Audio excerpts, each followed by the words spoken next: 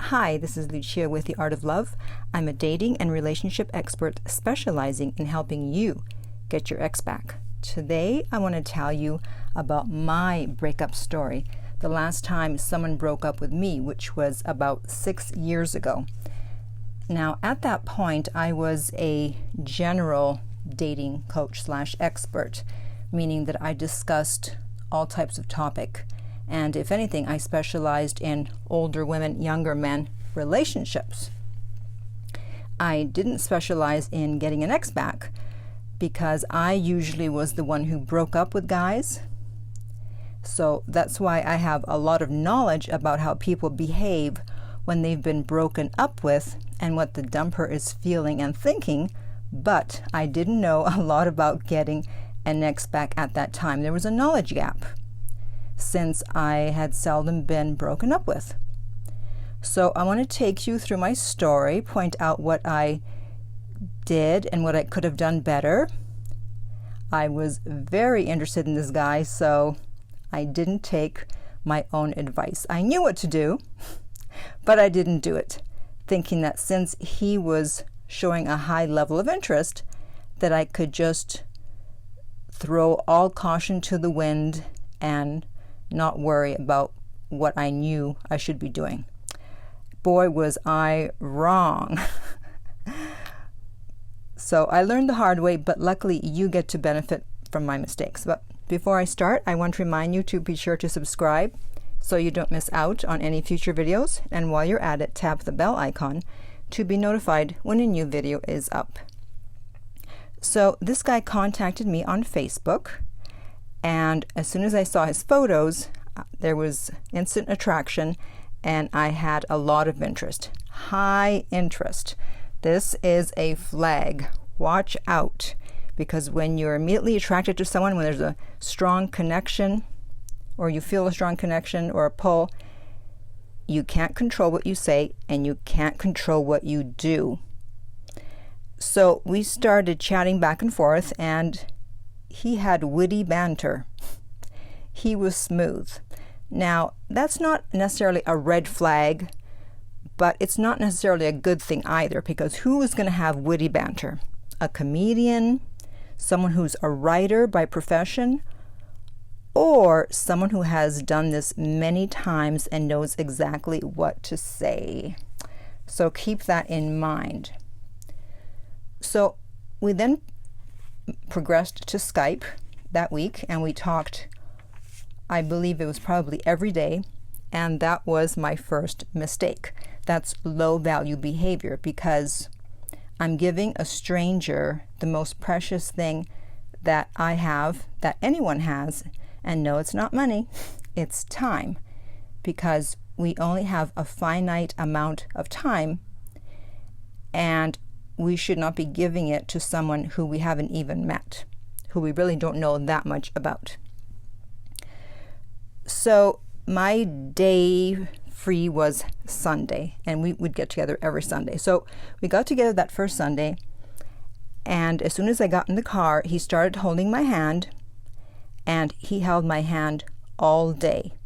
Again, not a red flag, but something to be not necessarily concerned about, but just something to make note of, because that's a bit weird. That behavior is weird. Like, who holds hands immediately when they meet someone, and then they continue to hold their hand every day? And I know you may think, oh, that's so romantic, but you're going to see later that it wasn't about his interest level.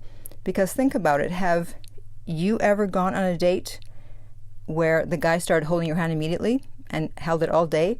Or guys, have you ever wanted to hold someone's hand immediately and hold it all day? Probably not. Also, we had a 9-hour date. Another mistake. Same reason, giving too much time, showing too much interest, because it's just human nature. People don't value what they can easily have. It should have been 2 hours at the most. Always leave them wanting more. So by holding his hand all day, hanging out for 9 hours, he pretty much thought, yeah, I got her. And in fact, the next day, the problems began. Wow, that was fast. So after hanging out with someone for 9 hours and holding their hand all day, you would think that they would at least the next day at some point say good morning, good afternoon, good evening, something, right? Well, no. By 10 p.m. the following day, I still had not heard from him. And so I was freaking out. I don't know what I felt. I just remember I had never felt that feeling before. I was in actual pain. And so I decided that if I didn't hear from him that night, I would not see him again. And I would have gone through with it because that's just how I am. Because if I'm experiencing that much pain after one date, I didn't want to see what would happen after multiple dates. So I'm like, that's it. If he's not going to contact me today, I'm done. Well, he contacted me around 10:30. And my next mistake, because of my high interest level, was to begin the conversation with, "Where were you?" in that tone of voice. Bad, I know. But again, when you're very interested in someone, it's hard to control what you say and what you do. And that was a Monday. So keep that in mind, that he disappeared on a Monday, because there is significance to that. There's a reason why he disappeared, I later found out. So we continued talking that week, and then came Saturday. He still hadn't mentioned getting together. We were talking on Saturday, and I made my next mistake, which was to talk about getting together the next day. And he was caught off guard, and his response was something like, oh, yeah, sure, yeah, okay. Which basically meant no, but he didn't know how to say no. So the next morning he called and he said, "Oh, hey, honey, I'm so sorry. My family, we decided to have a picnic for my aunt because she's in town. It's her last weekend here, so I'm not going to be able to see you today." So who decides to have a picnic at the last minute? Possible. But an all-day picnic, like all day? He didn't mention, "Oh, okay, well, after the picnic, we can get together. I'll come by, whatever, 6, 7, 8. No, just, sorry, busy all day with the picnic. So that was a red flag, or an indication that something was not good. So I wasn't very happy about that. And I didn't respond for quite a while. And so he was texting and calling and texting and calling, which showed his interest level. So that was something for me to keep in mind. Now he was showing his interest level. So we got past that, and then we have the laundry incident, which I talked about in another video, where, again, we're talking Sunday morning, and he said, "Well, I'm really busy today. I gotta do laundry." It's like, wow, we haven't seen each other for a week, and now you'd rather do laundry? So I knew enough to just say, okay, but since we were on Skype, he could see my face, that I was not happy. And so he said, "Okay, fine, I'll come over." Which at that point, I should have just said, no, don't. It's all right. You're busy. You got to do laundry. It's okay. Please don't come over. That's when I should have started backing away. But again, high interest level, so I didn't. And so I started to notice inconsistencies after this. He would disappear on Mondays and Tuesdays. So we would see each other on Sundays, and then I never heard from him on Mondays and Tuesdays. And remember, after that first date, that was a Monday, and I didn't hear from him till late. So he would always have an excuse. "Oh, my phone died. Yeah, right. Something this, something that, whatever." So I knew that something was up. I figured that he was dating someone who was off on Mondays and Tuesdays. And I thought, is it a hairdresser? Who's off on Mondays and Tuesdays? And yes, we were exclusive, in case you were asking that. And I'm the one who brought it up. And the strange thing is, or the crazy thing is, I had never brought that up with any guy before. Usually it would just happen, or they would bring it up. But the first time in my life when I said, okay, if we're going to be together, then it's exclusive. And he agreed. So we were supposed to be exclusive. The other thing I noticed one time when we were out, usually when we would hang out, he would rarely get a text. But one day, he was texting all day, kept getting texts and kept responding, kept getting texts and kept responding. And of course, he said it was his friend. Sure it was. So that is a red flag. If you're out with someone and all of a sudden they're getting texts left and right, whereas before they weren't, you can pretty much guarantee that it's someone that they are romantically involved or romantically interested in. And also, he was very quiet during that date and was kind of looking off into the distance a lot. And I should have just at that point said, you know what, let's just cut the date. Let's just end it. But of course, I didn't. Then I was going to be leaving for a month, and I had seen him on the Sunday. I was leaving on the Wednesday, and did I hear from him on Monday and Tuesday? Of course not. Of course not. He's the invisible man on Mondays and Tuesdays. Didn't hear from him till Wednesday morning. Have a good trip, honey.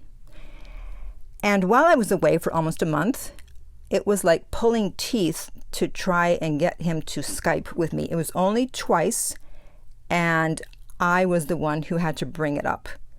So I was starting to get fed up, especially when I saw that he was flirting with someone on Facebook. So when I got back, I was going to break up with him. But I let my girlfriend talk me out of it. Because she said, well, you're always breaking up with people. If you're really interested in him, why don't you try and make it work? Why do you always have to run away? Why do you always have to leave? So I thought, okay, fine.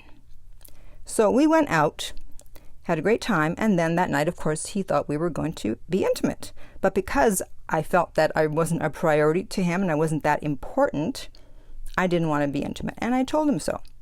And in the moment, he's like, oh, you're right. I'm sorry. I apologize. Yeah, I should have been paying more attention. Blah, blah, blah, yada, yada, yada.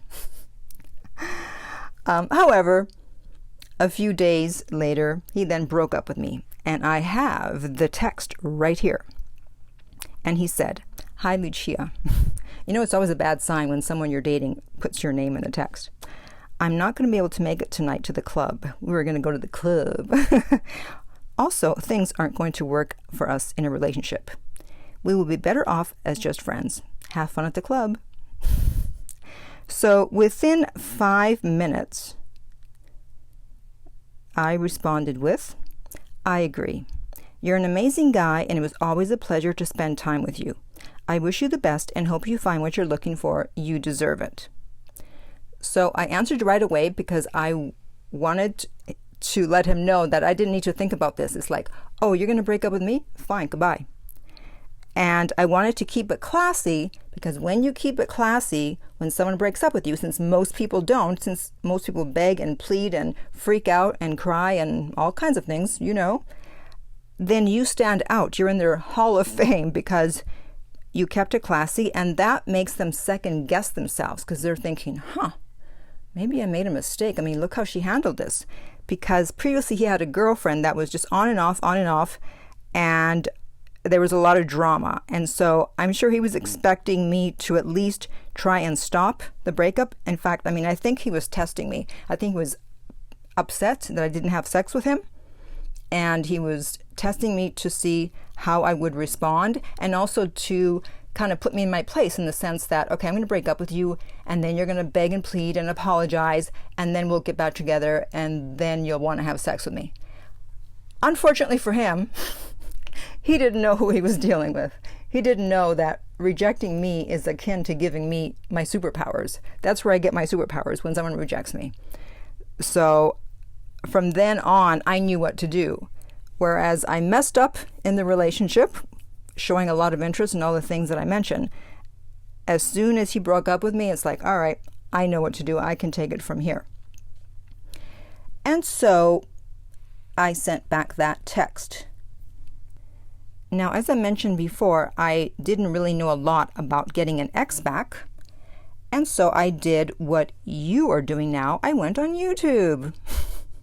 There wasn't a lot of information at that time, but there was one dating coach whose first name starts with the same letter as his last name, who mentioned the 30-day rule, which, as you probably know by now, does not work. So I thought, all right, I'll do the 30-day rule.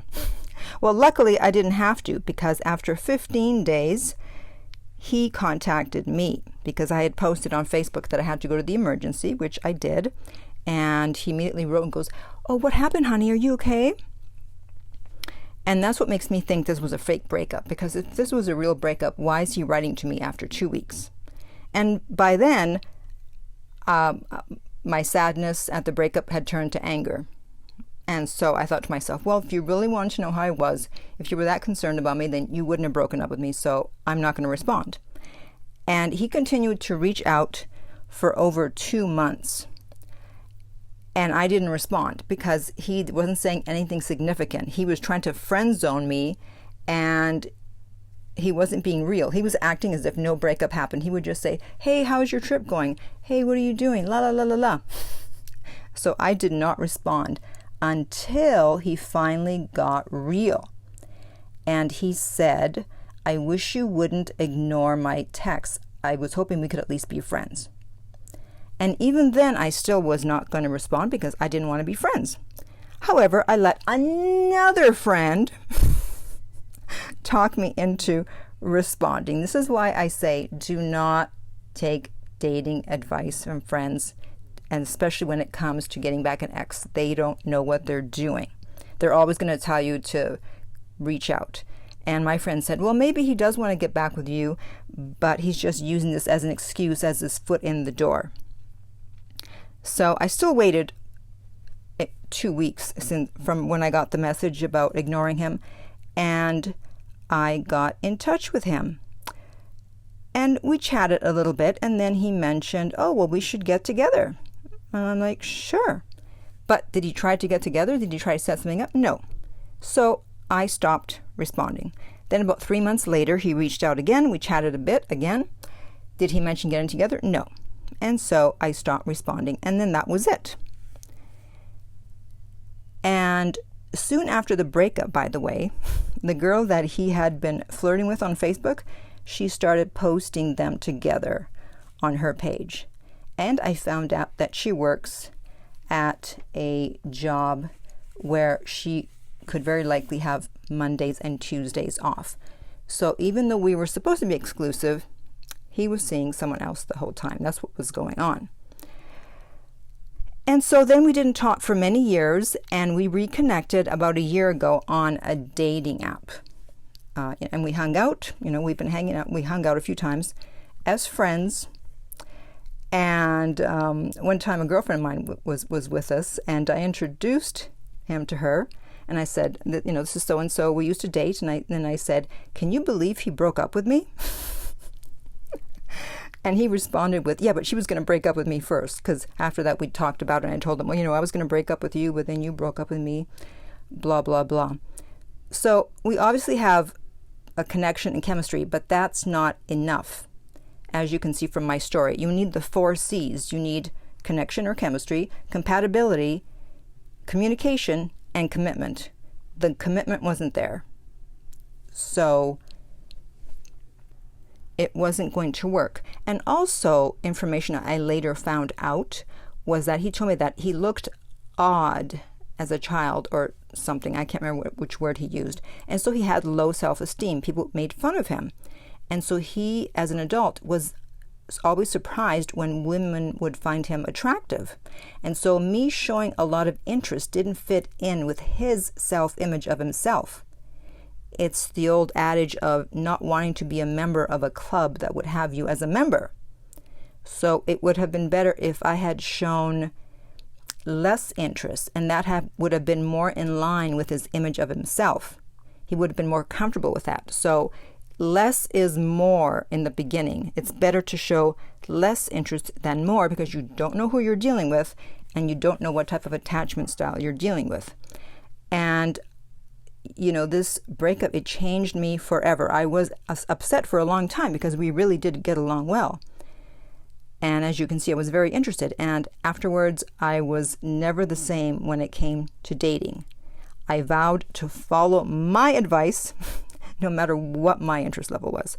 But I'm glad it happened. It changed my life for the better. And that's why I now specialize in helping people get their ex back. So you've benefited, and my coaching clients benefited, and now I'm so glad that it happened. So we have him to thank. Even though I was very upset at the time, I'm so glad it happened. So I would like to hear from you now. what have you learned from listening to my story and hearing about the mistakes I made? What would you have done differently? Would you have done anything differently? So you can post that in the comments below. And in the meantime, if you need help with your breakup, you can contact me at theartoflove.net. The direct link is below, and we will send you the rates for that. If you're listening on YouTube, remember to like, subscribe, and most importantly, please share this video, because people make a lot of mistakes when they're dating and when they're trying to get an ex back, as I just showed you. So help them just as I have helped you. If you're listening on iTunes, I would appreciate if you would rate and review the podcast. And finally, remember that love inspires, empowers, uplifts, and enlightens.